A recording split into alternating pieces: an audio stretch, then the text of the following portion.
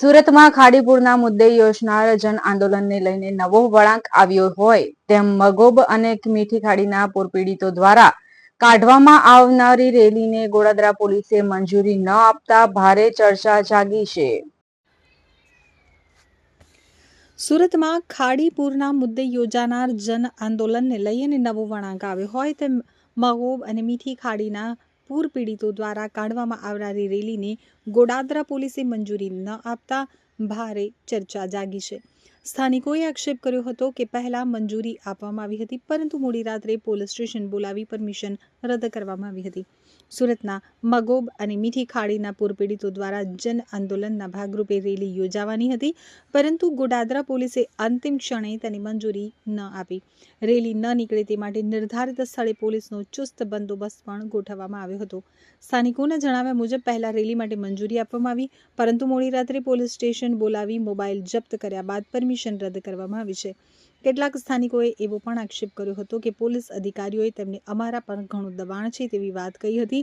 હવે રેલીના બદલે 10 થી 15 પ્રતિનિધિઓ સીધા જિલ્લા કલેક્ટરને મળી પોતાની રજૂઆત કરશે। ખાડીપુરના મુદ્દે જન આંદોલન ન થાય તે માટે તંત્ર દ્વારા પ્રયાસો થઈ રહ્યા હોવાના આક્ષેપ વચ્ચે સમગ્ર મામલો ચર્ચાનો વિષય બન્યો છે। આ વિસ્તારમાં છેલ્લા 35 વર્ષથી રહું છું। જ્યારે રંગોડુ સોસાયટીમાં રહેતો હતો એ વખતે મગોબ ગામ પંચાયત લાગતી હતી। અતિશય ભારે વરસાદ હોવા છતાં પણ એટલું પૂર નહોતું આવતું જે અત્યારે એકદમ સામાન્ય વરસાદમાં પૂર તરત મહિનામાં 2-3 વાર આવે છે। એનો મતલબ અમારી ખાડીમાં બીજા કોઈ પાણીના પ્રવેશ થયા છે અથવા આગળ રોકાણ થયું છે। અમારે સરકારને એક જ કહેવું છે, ગમે તે કરો, એ વિષય તમારો જે અમારો સરકારનો વિષય નથી, આમ પબ્લિક સિવિલનો વિષય નથી કે શું આનું થયું છે એ જોવાની તકેદારી જવાબદારી સરકારની છે। તો તમે જુઓ કે ત્યાં શું થયું છે અને એને દૂર કરો, અમારો ખાડી પૂરનું નિવારણ લાવો, અમારે ખાલી એટલું જ જોઈએ છે। સરકાર સાથે અમારો બીજો કોઈ વિરોધ છે નહીં, ખાલી અમને જે તકલીફ પડી રહી છે એનું નિરાકરણ કરી આપો અમને। એ રેલીનું અમે 2 દિવસમાં નક્કી કર્યું હતું, પરંતુ પોલીસ સરકારનું કહેવું એવું હતું કે ભાઈ આટલા ટૂંક સમયમાં તમને પરમિશન નહીં મળી શકે, એટલે તમે અત્યારે જે આવેદનપત્ર જે આપવાના હોય ત્યાં સોસાયટીના આગેવાનો જઈને આપી આવો, ત્યાર પછી આગળ વિષયમાં તમે રેલીનું આયોજન કરી શકો છો પાછળથી।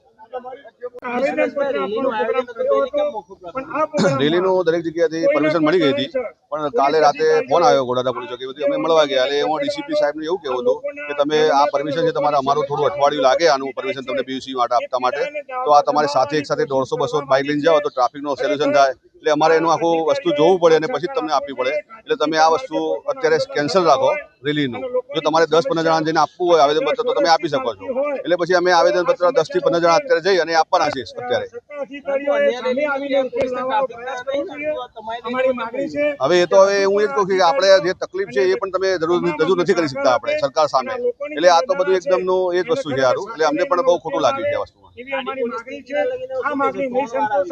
ખાડી પૂર તો માટે બધા કંટાળી ગયેલા છે, આ એ જ છે છેલ્લા 22 વર્ષથી જે તકલીફ છે ખાડીપુરની એ અમે કંટાળી ગયેલા, એટલા માટે અમે આંદોલન કર્યું છે કે ભાઈ સરકારને જગાડવા માટેનું, બીજું કઈ છે નહીં આમાં, કે અમે રેલી બાબતે જો જઈએ તો સરકારનું ઉપર પણ ધ્યાન દોરાય અને થોડું એમને નજર પડે કે ભાઈ આ વસ્તુ સુરતમાં ખાસ તકલીફ છે, કે અહીંયા જે લોકલ છે સુરતના અંદર જે નાના ભાઈ કોર્પોરેટર હોય કે ભાઈ આ તંત્ર હોય એ લોકો ધ્યાનમાં લેતા નથી, એટલે અમે ઉપર સુધી પહોંચાડવા માટે આ રેલીનું એક આયોજન, શાંતિપૂર્ણ રેલીનું આયોજન